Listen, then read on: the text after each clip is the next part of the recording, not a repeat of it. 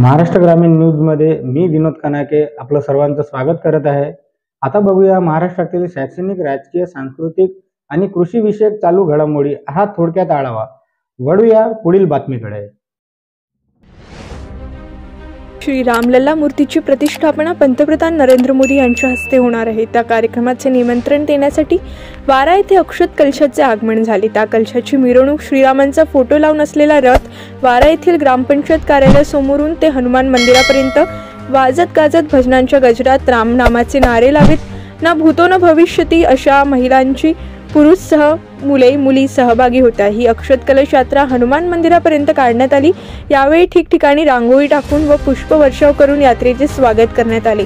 या अक्षत कलश श्रीराम जन्मभूमी अयोध्या द्वारा पूजित अक्षत कलश यात्रेतील अक्षत वाटप करण्यात येणार आहे। वारा कवठासह परिसरातील 83 गावांमध्ये दिनांक 1 जानेवारी ते 15 जानेवारी पर्यंत अक्षत वितरण कार्यक्रम होणार आहे।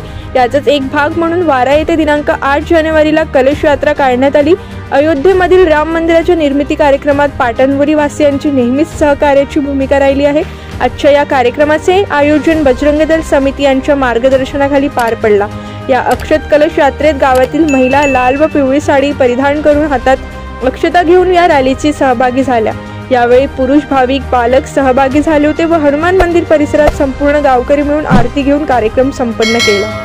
अशाच नवनवीन ताज्या घडामोडींसाठी आजच महाराष्ट्र ग्रामीण न्यूज चॅनलला सबस्क्राइब करा, बेल आयकॉन प्रेस करा। मुंबई, पुणे, यवतमाळ, नागपूर, मराठवाडा असो का विदर्भ व राजकीय, सामाजिक, शैक्षणिक क्षेत्र असो की क्रीडा, सर्वच घडामोडींचे विश्लेषण पाहायला विसरू नका। महाराष्ट्र ग्रामीण न्यूज।